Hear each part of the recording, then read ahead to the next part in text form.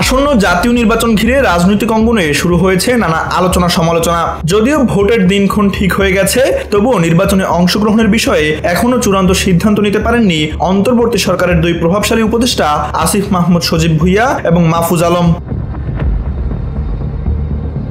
গুঞ্জন রয়েছে স্থানীয় সরকারের দায়িত্বে থাকা উপদেষ্টা আসিফ মাহমুদ জাতীয় নাগরিক পার্টির প্রার্থী হিসেবে ভোটের মাঠে নামতে পারেন। তবে অপর উপদেষ্টা মাহফুজ আলম কোন দলের হয়ে নির্বাচন করবেন তা এখনো অনিশ্চিত।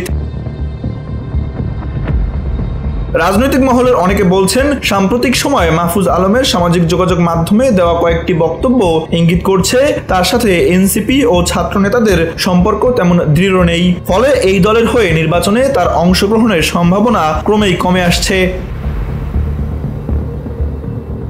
অন্যদিকে মাহফুজ আলমের পারিবারিক ব্যাকগ্রাউন্ডও রাজনৈতিক বিশ্লেষকদের দৃষ্টি আকর্ষণ করেছে। তার বাবা আজিজুর রহমান দীর্ঘদিন ধরে বিএনপির রাজনীতির সাথে সম্পৃক্ত।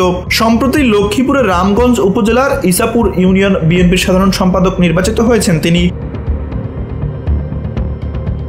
গণমাধ্যমকে দেওয়া এক প্রতিক্রিয়ায় আজিজুর রহমান জানান, 1991 সালে প্রথমবার ধানের শীষ প্রতীকে ভোট দেন তিনি। এরপর থেকেই সক্রিয়ভাবে বিএনপির রাজনীতিতে যুক্ত আছেন। ইউনিয়ন পর্যায়ে সাংগঠনিক দায়িত্ব পালনের পর অবশেষে সাধারণ সম্পাদক পদে নির্বাচিত হয়েছেন তিনি। তবে অভিযোগ করেছেন, বিএনপির রাজনীতির কারণে জীবনে বহু ভোগান্তি সহ্য করতে হয়েছে। এমনকি জুলাই অভ্যুত্থানের সময় তাকে গ্রেপ্তার করা হয়েছিল।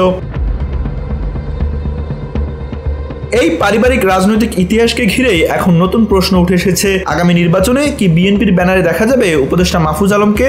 এ প্রসঙ্গে বাবার ভাষ্য, কোন দলের হয়ে নির্বাচন করবেন মাহফুজ তা জানতে অপেক্ষা করতে হবে সময়েরই। নির্বাচনী মাঠে শেষ পর্যন্ত কোন সিদ্ধান্ত নেন এই দুই প্রভাবশালী উপদেষ্টা, সেদিকেই তাকিয়ে আছে রাজনৈতিক মহল।